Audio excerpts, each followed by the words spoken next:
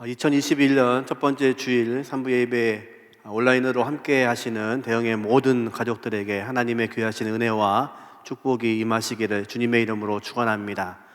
광고 들으신 것처럼 대면 예배가 이제 2주 또 늦춰졌습니다. 함께 할 수 없는 새해이지만 우리의 처소에서 예배 받으시는 그 하나님께 이 아침에도 함께 나오시고, 그리고 어느 장소에 있어든지 하나님께 예배하는 대형의 모든 가족들이 되시기를 주님의 이름으로 축원합니다. 이 아침에 새해를 여는 질문이라는 제목으로 하나님 말씀 같이 나누도록 하겠습니다. 우리는 언제나 우리의 미래에 대해서 궁금해하고 염려합니다. 그래서 새해가 되면 많은 사람들이 점집을 찾는 이유가 그런 이유인지도 모르겠습니다. 미래가 궁금하고, 특별히 코로나 같은 이 상황 속에서는 더더욱이 내년 한 해가, 올해 한 해가 어떨지, 이 한 해는 정말 우리가 잘 살 수 있을지, 우리의 어려움과 힘든 이 살림은 나아질지 궁금한 거죠. 얼마 전에 충주에서 그런 일이 있었답니다. 새해에 점집에 많은 사람들이 몰렸는데 충주 점집 한 군데에서 확진자가 나온 겁니다. 그래서 충주에 있는 모든 시민들에게 어느 점집에 다녀가신 분들은 선별진료소에서 검진을 받으라는 문자를 받았다고 합니다. 아마도 우리는 두려운 것입니다. 새로운 한 해 어떻게 될지 염려가 됩니다. 뿐만 아니라 우리는 새해가 되면 우리의 삶이 어떻게 살아야 될지 또 계획을 세우게 됩니다. 질문연구소라는 곳이 있습니다. 이곳에서는 새해가 되면 우리가 어떤 질문을 가지고 시작해야 되는지 좋은 질문들을 만들고, 그리고 우리가 이 질문에 답을 달면서 한 해를 설계하는 그런 것들을 도와주는, 코칭을 도와주는 그런 연구소입니다. 새해를 맞이하는 질문을 몇 가지를 거기에 기록해 놨는데 이런 질문들이 우리에게 필요하다고 합니다. 내가 세운 목표가 과연 그 기준이 올바른가? 우리가 새해 계획을 세우기 전에 이 목표가 올바른 것인지를 점검해 봐야 됩니다. 두 번째는 어떤 것이 중요한가? 우리가 이 한 해 동안에 모든 것을 다 할 수 없기 때문에 더 중요한 것이 무엇인지를 우리가 생각해 봐야 된다고 이야기합니다. 세 번째는 우리가 세운 이 모든 것들을 누구와 함께 할 것인가? 이것이 중요합니다. 나 혼자 해야 될 일인지 함께 해야 될 일인지, 또 우리 같으면 하나님과 함께 일들을 해야 된다고 계획을 세워야겠죠. 네 번째는 앞으로 계속해서 지속적으로 해야 될 것은 무엇인가? 작년에도 한 일이지만 꾸준히 올해 해도 꼭 해야만 되는 중요한 일은 무엇인지를 계획해 보라고 이야기합니다. 다섯 번째는 올해 새롭게 시도해야 될 일은 무엇인가? 작년까지는 하지 못했지만 올해에는 무엇을 해야 될까? 마지막으로 제일 중요한데요, 어떤 질문을 품고 살아갈 것인가? 이 한 해를 살면서 어떤 질문을 하면서 살아야 올바른 계획을 세울 수 있을지 생각해 보라고 이야기합니다. 저와 여러분은 그리스도인으로서 이 한 해에 어떤 계획을 세워야 되고 또 어떤 질문으로 이 한 해를 시작해야 될까요? 올 한 해도 코로나 때문에 우리는 많은 어려움 속에 살 것입니다. 또 예기치 못하는 많은 어려움들이 생길 수 있습니다. 이 환경 가운데 우리는 어떻게 지내야 될 것을 어떤 질문으로 시작해야 될까요? 우리는 다른 것이 아니라 이 한 해에 성령 충만으로 사셔야 됩니다. 성령께서 우리의 삶을 인도해 가셔야 됩니다. 성령께서 함께 하시기에 이 한 해에도 우리에게 힘 주실 것을 믿으셔야 됩니다. 그래서 이 아침에는, 주일 첫 번째 주일 이 아침에 우리는 무슨 질문으로 살아야 되고 성령에 대해서 우리는 무엇을 알아야 하는지, 그래야 우리에게 염려가 없는지에 대해서 함께 나누기를 원합니다. 오늘 본문에 보니까 16장 5절에 예수님께서 제자들에게 이렇게 말씀하십니다. 지금 내가 나를 보내신 이에게로 가는데 너희 중에서 나더러 어디로 가는지 묻는 자가 없고, 예수님이 말씀하십니다. 지금까지 제자들에게 이 고별 광화, 내가 떠나고 난 후에 너희들에게 어려움이 있을 것이고 내가 떠나고 나면 나를 미워한 세상이 너희를 미워할 것이고 나를 핍박한 세상이 너희를 핍박할 것이고 그뿐만 아니라 너희의 목숨까지도 빼앗을 것을 말씀하시는 이때에 내가 떠난다고 이야기하면 제자들이 질문을 했어야 된다고 예수님은 말씀하십니다. 질문의 요지는 이겁니다. 주님, 어디로 가십니까? 그 질문을 그들은 했어야 됩니다. 하지만 예수님의 제자들은 예수님께 이 질문을 지금 하지 못하고 있습니다. 질문하지 못하는 이유는 한 가지입니다. 예수님이 어디로 가시는지를 알지 못하기 때문에 그렇습니다. 예수님이 말씀하시는 것이 어떤 뜻인지를 이해하지 못하고 있습니다. 주님은 가신다고 하는데 그 가시는 곳이 어딘지를 그들은 깨닫지를 못하는 것입니다. 주님은 말씀하십니다. 내가 아버지께로 간다. 그리고 처소를 예비할 것이고 내가 처소가 예비되면 그 예비되기 전까지 너희에게 성령을 보내겠다. 이 보혜사 성령이 지금까지 내가 너희와 함께 했던 모든 것들을 생각나게 하시고 가르칠 것이다. 뿐만 아니라 너희와 함께 있어서 내가 있는 것과 동일하게 하겠다고 말씀하시는 겁니다. 그리고 또 때가 되면 다시 주님이 오셔서 우리를 예수님이 계신 곳, 아버지가 계신 곳, 그 처소로 우리를 영접하시겠다고 말씀하십니다. 예수님은 지금 어디로 가고 계시는지를 분명히 알고 계시고 이 길이 바로 하나님이 자신을 이 땅에 보내신 목적인 것을 알고 계시고 그 십자가를 스스로 지시기 위해서 제자들을 떠나고 계시는 것입니다. 그러나 제자들은 지금 예수님이 어디로 가시는지 알지를 못합니다. 우리에게 어려움은 바로 그것입니다. 이 한 해를 시작했지만 이 한 해를 달려가면서 우리는 어디로 가야 할지를 알지 못하기에 두려움이 있고 염려가 있습니다. 예수님은 말씀하십니다. 6절에 보니까 도리어 내가 이 말을 함으로 너희 마음에 근심이 가득하였도다.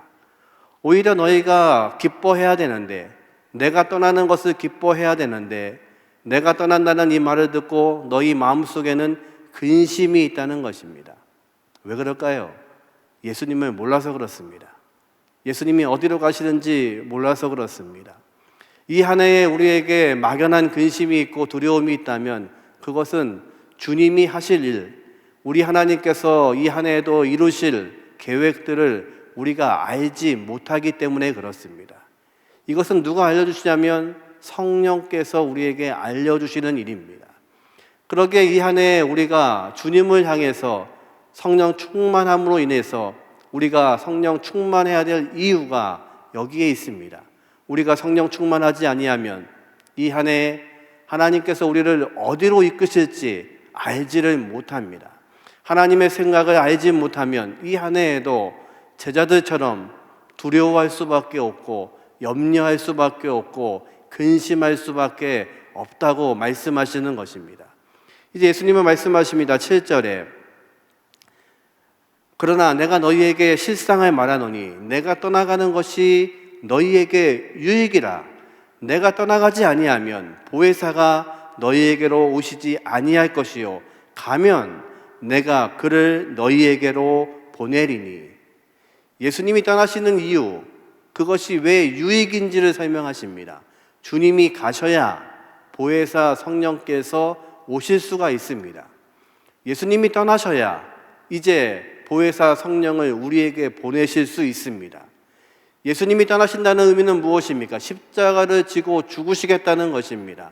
그래서 지금 제자들을 포함한 모든 인류를 대신해서 우리가 죽어야 함에도 불구하고 그 십자가는 우리가 지어야 됨에도 불구하고 예수님께서 스스로 그 십자가를 지고 죽으시겠다는 것입니다. 죽으심으로 인해서 우리가 하나님께로 가는 그 길, 내가 곧 길이요 진리요 생명 되시는 그 길을 만드시겠다는 것입니다. 그러기에 우리에게 유익은 예수님이 십자가를 지셔야 우리에게 죄 사함이 있다는 것입니다. 우리가 하나님의 자녀가 되는 권세가 생긴다는 것입니다. 우리에게는 능력이 없습니다. 주님이 그 길을 만드실 수 있습니다. 주님은 지금 그것을 말씀하시는 겁니다. 너희가 지금 내가 없어진다는 것 때문에, 내가 떠난다는 것 때문에 상실감이 있고 고통이 있는데, 이 상실감과 고통 때문에 하나님께서 우리에게 허락하실 특권과 축복을 기억하지 못하면 안 된다는 것입니다. 지금 제자들은 예수님이 떠나시는 그 상실감, 예수님이 떠나시는 그 고통 때문에 주님이 가신 이후에 우리에게 허락하실 하나님의 놀라우신 특권과 축복을 바라보지 못하고 있습니다. 이 한 해 우리가 성령으로 충만하지 아니하면 이 한 해에 주시는 고통, 어려움, 환난, 걱정 때문에 하나님이 우리에게 허락하신 축복과 특권을 누리지 못하게 된다는 것입니다. 저와 여러분에게 하나님이 허락하신 축복과 은혜는 무엇입니까? 바로 우리가 예수를 통해서, 예수님의 십자가 사건을 통해서 우리가 하나님의 자녀가 되었다는 것입니다. 하나님의 자녀가 되는 특권을 우리에게 허락하여 주셨고, 우리가 죽음에서 생명으로 옮겨지었다는 것입니다. 그것이 우리에게는 은혜이고 특권입니다. 그것이 우리에게는 기쁨이고 감사입니다. 바울은 말합니다. 우리에게는 두 개의 시민권이 있다고 말합니다. 이 땅에 살고 있는 이 땅의 시민권이 있고, 또 하나 하나님의 나라의 시민권을 가지고 우리 있다고 바울은 설명합니다. 바울은 로마의 시민권자였습니다. 그것은 대단한 것이었습니다. 그래서 그가 전도하는 중에도 이 로마의 시민권은 아주 유용하게 사용되었습니다. 한 번은 그를 옥에 가두었고 그를 때렸지만 그가 로마 시민권자라는 것을 알고 그들이 두려워했다고 이야기합니다. 하물며 이 땅에 갖고 있는 시민권 가지도 그것이 존귀한 것에 불과하다면, 하나님께서 우리에게 허락하신 하늘의 시민권, 하나님의 백성이 되게 하신 그 권리는 너무도 귀하고 아름다운 것이라고 성경은 말씀하시는 것입니다. 이제 예수 그리스도의 십자가 사건으로 인해서 우리에게는 놀라운 특권과 하나님의 귀하신 축복이 우리에게 주어졌습니다. 그럼에도 불구하고 우리가 근심하는 이유는 다른 것이 아니라 그 예수를 모르기 때문에 그렇습니다. 예수님이 가시는 그 길을 알지 못하고 그분이 가심으로 인해서 우리에게 허락하신 성령에 대해서 깨닫지 못하기 때문에 우리는 근심하는 것입니다. 이 한 해에 우리가 하나님의 말씀으로 살기 원한다면 이제 성령의 충만함으로 이끌려 가시기를 주님의 이름으로 축원합니다. 그래서 성령 충만함으로 이 한 해가 우리가 알 수 없는 그 길이 아니라 하나님이 계획하시고 말씀하시고 성령을 통해서 인도하시는 귀한 것을 깨달을 때에 우리에게 있는 두려움과 근심과 염려가 사라지게 될 것을 믿으시는 대응의 성도들 되시기를 주님의 이름으로 축원합니다. 그러면 이 성령께서는 우리에게 오셔서 어떤 일을 하실까요? 이제 8절부터 성령님이 하시는 일을 설명합니다. 8절에 보니까 그가 와서 죄에 대하여, 의에 대하여, 심판에 대하여 세상을 책망하시리라. 요한복음 14장에도 성령에 대해서 말씀하셨습니다. 요한복음 14장에 나와 있는 성령은 우리에게 오셔서 예수님의 말씀, 예수님이 가르치신 모든 것이 기억나게 하시는 것이 성령의 사역이었다면, 이제 16장에 설명하고 있는 이 성령께서는 이제 우리에게 세 가지를 책망하십니다.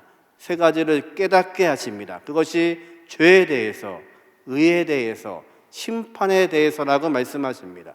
먼저 9절에 보니까 죄에 대하여라 함은 그들이 나를 믿지 아니함이요.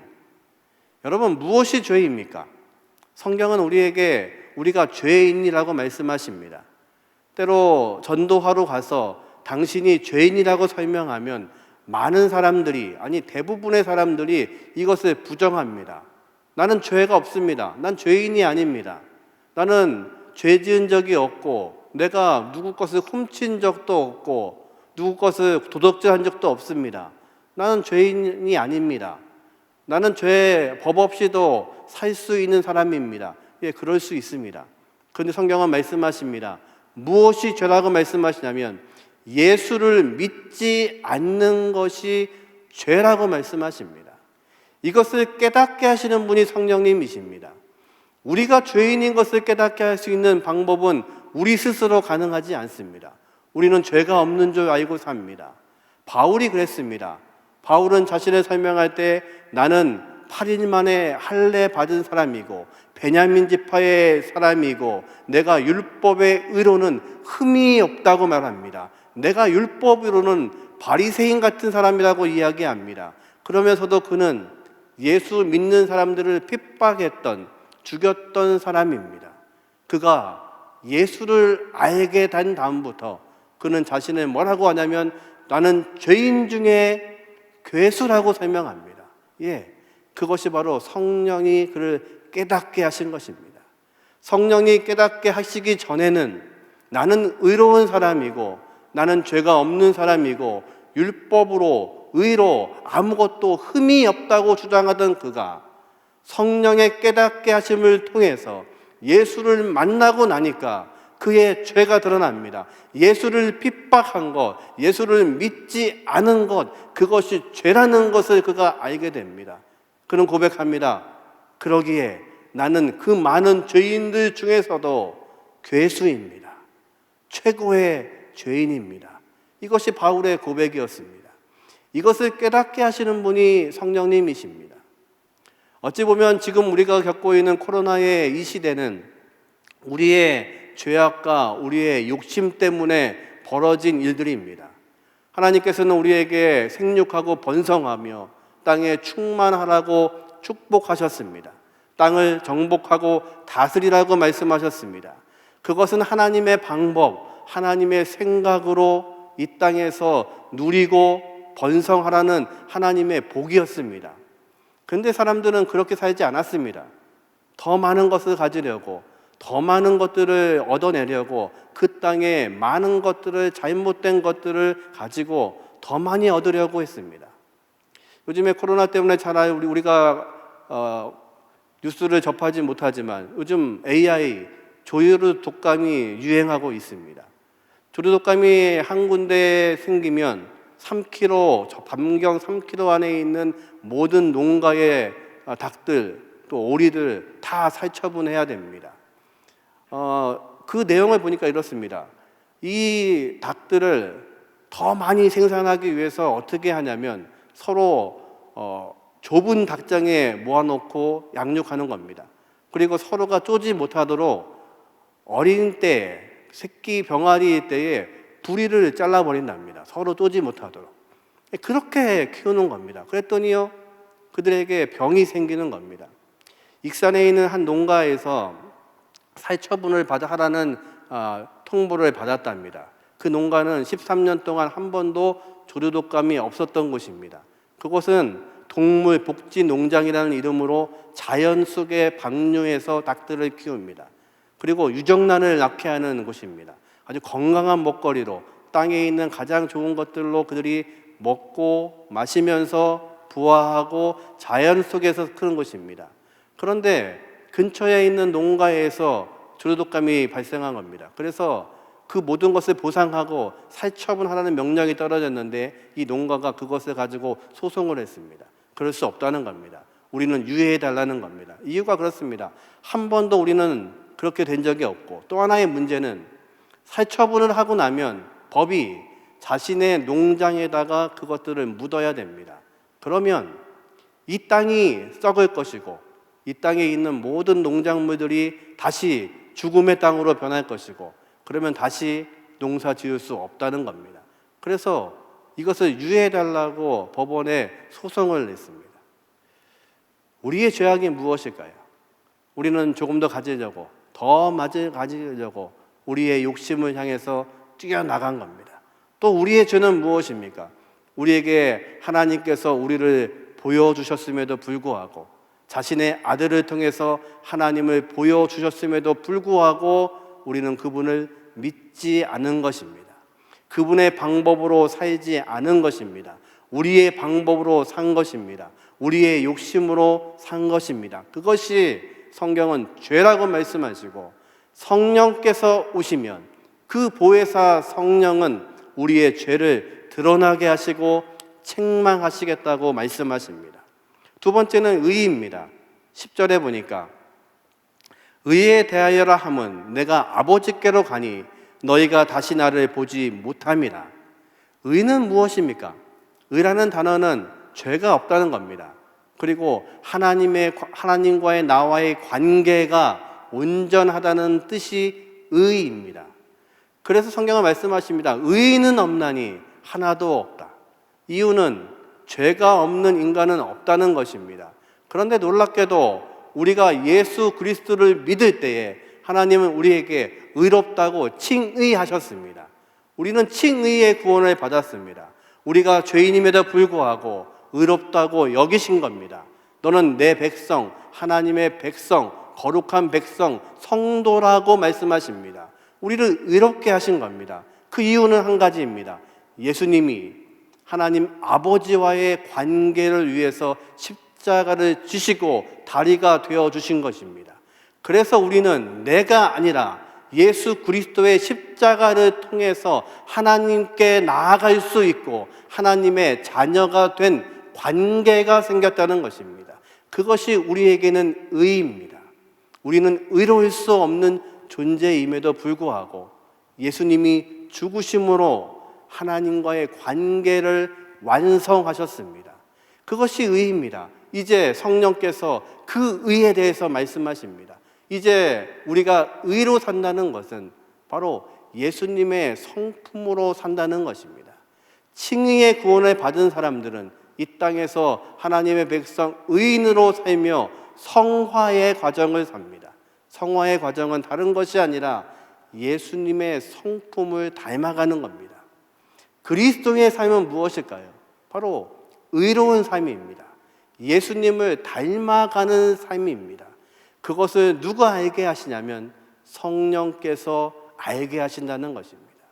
그러기에 이 한 해는 그 성령의 인도하심을 따라서 우리의 성품 안에 예수 그리스도의 성품의 열매, 성령의 열매가 맺혀져 가는 것입니다. 성령의 열매의 내용들을 보면 다 예수님의 성품입니다. 그것이 이루어져 가는 것입니다. 이것이 하루아침에 될까요? 안 됩니다. 어떤 사람들은 말합니다. 내가 예수를 믿었으면 내 옛날 성깔이 다 바뀌어야 되는데 바뀌지 않습니다. 왜냐하면 열매이기 때문에 그렇습니다. 열매는 시간이 필요합니다. 내가 예수를 믿고 구원받은 하나님의 백성, 죄를 깨달아서 하나님의 자녀가 되었다면 이제 성화의 과정, 의의 과정, 주님과 동행하는 과정이 필요합니다.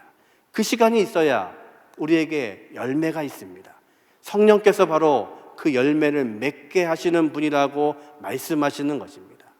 마지막으로 11절에 보니까 심판에 대하여라 함은 이 세상 임금이 심판을 받았습니다. 세상 사람들은 예수님이 심판받고 판결받고 십자가에 죽으셨기 때문에 예수님이 죄인이라고 생각합니다. 당시의 로마 법정과 모든 사람들은 예수는 죄가 있어서 죽었다고 생각했습니다. 로마는 법으로 다스려지는 나라였습니다. 다른 제국들이 빨리 패망한 것에 비해서 로마는 긴 시간 동안 역사를 유지했습니다. 그 역사의 유지에는 중요한 것이 법으로 통치하는 거였습니다. 법이 중시되는 나라였습니다. 그래서 사도 바울은 내가 가이사에게 재판받겠다고 이야기하고 황제에게로 나아갑니다. 그것이 로마의 법이었습니다. 그래서 당시에는 예수님이 십자가에서 죽으신 것을 보고 예수님은 심판, 판결을 받고 죄인이기 때문에 죽었다고 그들은 믿었습니다. 그것이 세상 임금들의 생각이었습니다. 그런데 예수님은 그 십자가에서 죽으시고 무덤에 묻히셨다가 3일 만에 부활하셔서 우리의 증인이 되셨습니다. 그것으로 인해서 세상에 있는 임금들이 도리어 심판당하게 된다고 말씀하십니다. 이제 당시에 예수님을 십자가에 언도했던 당시에 이 땅의 왕들, 임금들, 또한 더 나아가서 이 땅에 권세를 잡고 있는 사단의 권세, 그 권세를 예수님이 부활하심으로 세상의 왕들을 심판하시게 되겠다고 말씀하십니다. 이것이 영화의 관계입니다. 이제 마지막 때에 주님 다시 오실 때에 성화의 과정을 살고 있는 우리는 영원한 그 하나님의 나라, 영화의 과정에 들어가게 될 것입니다. 이제 심판주가 되시는 하나님께서 세상을 심판하시겠다고 말씀하십니다. 이것이 바로 성령이 오셔서 우리를 가르치셔야 깨달을 수 있는 것이라고 예수님은 말씀하시는 것입니다. 그래서 이것이 우리에게 유익입니다. 이 주님이 보내실 성령이 오시면 우리의 죄에 대해서, 우리의 의에 대해서, 우리의 심판에 대해서 깨닫게 하시고 가르치시겠다고 말씀하십니다. 이 한 해 성령께서 우리를 가르치시는 한 해가 되기를 주님의 이름으로 축원합니다. 그래서 내가 하나님의 백성으로, 구원받은 백성으로 어떻게 하면 이 땅에서 의로운 삶, 예수님을 닮아가는 성화의 삶을 살 것인지, 그리고 종국에 오실 하나님의 나라, 하나님의 영광이 무엇인지를 깨닫고 알게 되면 지금 우리가 겪고 있는 이 고난과 어려움은 우리가 받을 그 영광에 비해서 너무도 하찮고 작은 것임을 깨닫게 되는 것입니다. 믿음은 어디에 있습니까? 믿음은 움직이는 동사입니다. 믿음은 아는 것이 아닙니다. 우리가 예수를 통해서 하나님의 자녀가 되었고, 그리고 주님과 동행할 수 있다면, 그리고 하나님 준비하신 하나님의 나라와 영광이 우리의 것인 것을 안다면 이제 환경이 바뀌는 것이 아니라 믿음의 눈이 열려서 우리가 하나님의 생각을 보게 되는 것입니다. 이 한 해가 성령께서 저와 여러분을 인도하셔서, 성령께서 우리를 가르쳐 주셔서 이 한 해가 우리의 문제가 먼저 보이지 않고 하나님의 나라, 하나님의 영광을 먼저 볼 수 있는 저와 여러분이 되시기를 주님의 이름으로 축원합니다. 마지막으로 그 성령께서 이 땅에 오셔서 우리에게 어떻게 가르치는지를 본문은 설명합니다. 13절입니다. 그러나 진리의 성령이 오시면 그가 너희를 모든 진리 가운데로 인도하시리니, 먼저 오시는 그 성령님께서는 진리의 영이라고 말씀하십니다. 그리고 우리에게 진리 가운데로 인도하신답니다. 진리의 성령님께서 하시는 일은 우리가 말씀을 깨닫게 하시는 겁니다. 진리의 영이신 그분이 오셔야 비로소 우리는 하나님의 말씀을 깨달을 수 있습니다. 요한복음에는 여러 번 등장하는 단어가 있습니다. 제자들이 예수님이 부활하시기 전이므로, 제자들이 부활하신 주님을 만나기 전이므로 깨닫지 못하더라. 제자들은 깨닫지 못했습니다. 그런데 언제 깨닫게 되었냐면 주님이 부활하신 후에 예수님이 하신 말씀들이 깨닫게 됩니다. 예수님이 말씀하십니다. 저 성전을 헐어버려라. 그러면 내가 3일 만에 짓겠다. 아직도 성전이 완공되지 않은 때였습니다. 제자들은 이해하지 못했습니다. 비로소 예수님이 부활하신 후에야 그 말씀이 무엇인지를 깨닫게 되었습니다. 성령께서는, 진리의 영이신 성령께서는 우리에게 말씀을 깨닫게 하십니다. 송구영신 예배 때 우리는 말씀 언약식을 가졌습니다. 그리고 말씀을 받아서 이 한 해 동안 그 말씀을 또 묵상하고 또 기도할 것입니다. 제가 예전에 교구 목사일 때에 대신방 때 항상 그 가정에 말씀을 준비하고 말씀을 책갈피로 만들어 드렸습니다. 그러면 1년 동안 그 말씀을 깨워놓고 묵상하십니다. 그 다음에 신방을 가면 어떤 말씀들을 하시냐면, 목사님 그 말씀을 매일 읽고 묵상했더니 그 말씀대로 되었습니다. 예, 맞습니다. 우리가 묵상하면, 그 말씀대로 상고하면, 말씀을 따라 움직이면 그 말씀대로 되는 것을 믿으시기를 주님의 이름으로 축원합니다. 성령께서 하시는 사역이 바로 그것입니다. 그래서 이스라엘 민족들은 그것을 알았습니다. 그래서 그 말씀을 미간에 붙이고 손목에 메고 문설주에 붙여서 어느 때이든 그 말씀을 묵상하고 되새기고 읊조리는 것이 이스라엘 민족의 습관이었습니다. 그것을 통해서 하나님의 말씀이 그대로 이루어지는 것입니다. 이 한 해에 진리의 영이신 성령께서 저와 여러분에게 말씀하셔서 그 말씀이 깨닫게 하시고 또 말씀이 그대로 이루어지게 하시는 은혜가 있기를 주님의 이름으로 축원합니다. 13절 후반절에 보니까 그가 스스로 말하지 않고 오직 들은 것을 말하며 장래일을 너희에게 알리시리라. 성령께서 하시는 일이 오직 들은 것, 예수님께 들으신 것을 우리에게 말씀하시는 분이십니다. 14절에 보니까 그가 내 영광을 나타내리니, 누구의 영광입니까? 예수님의 영광입니다. 내 것을 가지고 너희에게 알리시겠습니다. 성령님은 예수님의 영광을 가지고 그것을 가지고 우리에게 알리시는 분입니다. 15절을 세 번역으로 보니까 아버지께서 가지신 것은 다 내 것이다. 그렇기 때문에 내가 성령이 나의 것을 받아서 너희에게 알려주실 것이라고 말하였다.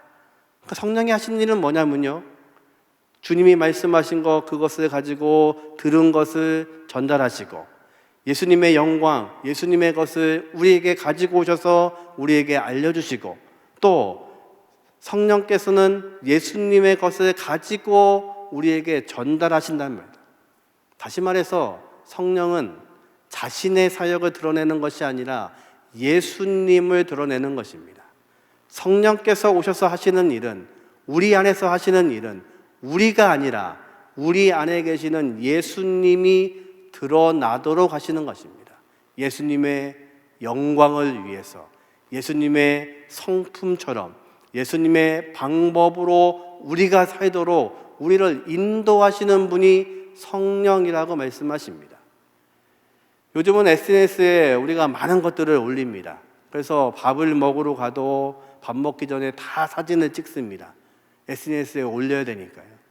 어디 여행을 가도 그곳에 가서 여행을 즐기기보다 먼저 사진을 찍어야 됩니다. 좋은 풍경이 있으면 사진을 찍고, 좋은 것을 사도 사진을 찍고, 좋은 것을 먹어도 사진을 찍고, 좋은 것을 입어도 사진을 찍고. 왜요? SNS에 올려서 자랑하려고 그러는 겁니다. 나는 이렇게 좋은 데에 왔습니다. 나는 이렇게 좋은 것을 먹고 있습니다. 나는 이렇게 좋은 것을 걸쳤습니다. 좋은 것을 선물 받았습니다. 무슨 얘기를 하고 싶은 거냐면 우리의 세상은 나를 자랑하는 세상입니다. 나를 드러내는 것입니다. 그래서 많은 사람들이 좋아요를 누르게 하는 겁니다. 그러면 나도 기쁨이 되고, 싫어요가 많아지면 점점 내 인생이 아무것도 아닌 것 같습니다. 그래서 더 자극적인 거, 더 좋은 것들을 올립니다. 그래서 끊임없이 나를 위해서, 내 자랑을 위해서 살아갑니다. 그런데 성령이 오시면 달라집니다. 성령이 우리 안에 오시면 그분이 하시는 일은 우리 안에서 내 것이 아니라 예수님의 성품이 드러나게 합니다. 예수님의 말씀이 드러나게 합니다. 예수님이 하신 말씀대로 순종하게 만드십니다. 예수님이 서로 사랑하라고 말씀하셨기에 나는 그렇지 못했던 존재인데, 나는 사랑할 수 없는 존재인데 사랑하는 존재로 만드십니다. 나는 섬길 수 없는 사람인데 성령이 우리 안에 내주하셔서 오시면 그분이 예수님처럼 섬길 수 있는 사람으로 우리를 드러내십니다. 그것이 바로 은혜입니다. 어찌 보면 우리의 삶 가운데 대부분의 문제는 사람과 사람 사이의 관계의 문제입니다. 사람과 사람 사이의 관계가 꼬여져 있는 겁니다. 그래서 이 꼬임을 풀기 위해서는 어떤 것이 필요할까요? 나를 자랑하고 내 이야기를 하고 내 주장을 하면 그 관계는 계속해서 더 꼬여질 수밖에 없습니다. 그런데 성령께서 우리 안에 오셔서 내가 아니라 예수의 성품으로 이야기하게 하고, 예수의 성품으로 사랑하게 하고, 예수의 성품으로 인정하고, 당신의 말이 맞습니다, 내가 틀렸습니다, 그 순간 그 인간관계의 실타리가 풀려지기 시작합니다. 그것이 바로 성령께서 하시는 일입니다.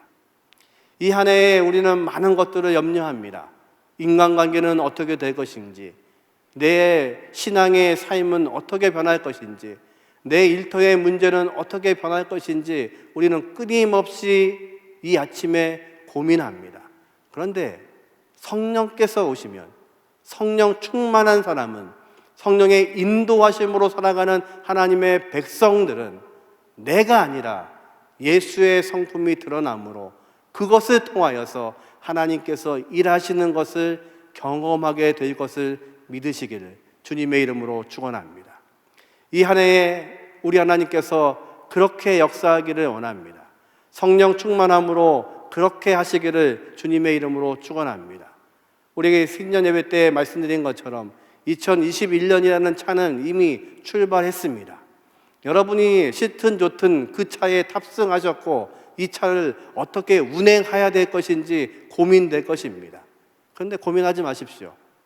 여러분의 키를 여러분이 움직이지 마시고 성령님께 내어드리십시오. 그분이 운행하실 수 있도록, 그분이 이끌어 가실 수 있도록, 그분이 하나님의 뜻을 향해서 달려가게 하실 수 있도록 여러분이 여러분의 인생의 2021년을 내어내오시는 그런 시간이 되기를 주님의 이름으로 축원합니다. 그러면 성령께서 인도하실 것입니다. 성령께서 우리를 충만한 길로 함께 하실 것입니다. 그래서 우리는 이 2021년의 끝을 알지 못하지만 이미 알고 계시는 그 주님께서 아버지와 함께 하시는 성령의 능력으로 저와 여러분을 이끌어 가시기를 주님의 이름으로 축원합니다. 그러면 이 아침에 우리의 두려움과 우리의 염려와 우리의 걱정이 사라지게 될 것을 믿으시기를 주님의 이름으로 축원합니다. 2021년 새로운 한 해 저와 여러분이 대형의 모든 가족들이 성령의 충만함을 따라서 그 은혜와 능력을 경험하고 하나님이 말씀하시는 것, 하나님이 우리에게 허락하시는 귀한 것들을 다 찾으시고 누리시는 귀한 복이 있으시기를 주님의 이름으로 축원합니다. 다 함께 자리에서 일어나셔서 우리 같이 찬양하겠습니다. 강물같이 흐르는 기쁨, 이 기쁨이 저와 여러분의 기쁨 되기를 원합니다.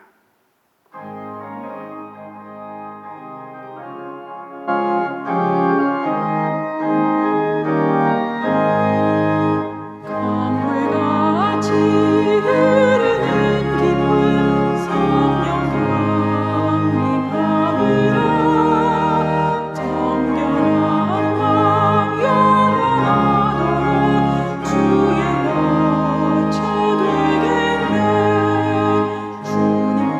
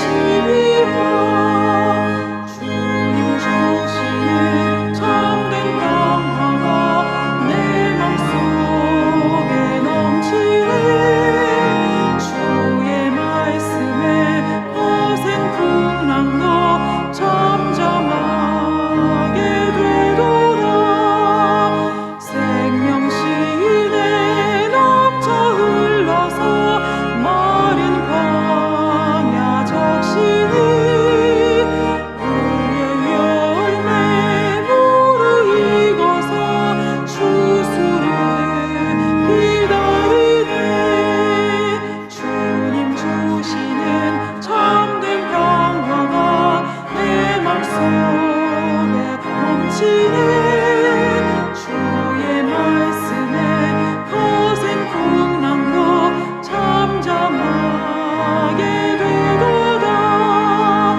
놀라우신 주의 은혜로 그의 얼굴 뵙겠네.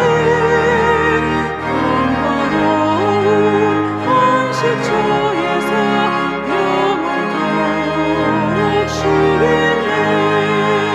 주는 주시는 참된 평화가 내 맘속에 넘치네.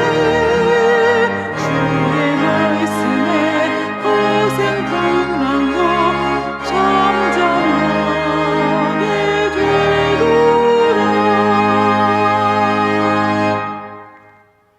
전능하신 아버지 하나님, 하나님께서는 이 땅에 하나님의 귀한 백성들을 성령 충만케 하여 주셔서 그들을 사용하셨던 것처럼 이 한 해에도 우리를 사용하여 주시고 성령 충만으로 인도하여 주옵소서. 지금은 우리 주 예수 그리스도의 은혜와 아버지 하나님의 극진하신 사랑하심과 성령님의 내주 역사하심이 2021년 이 한 해 동안에 성령의 충만함으로 하나님과 함께 동행하기 원하는 각 사람들 머리 위에 지금부터 영원까지 함께 하시기를 예수님의 이름으로 간절히 축원하옵나이다. 아멘.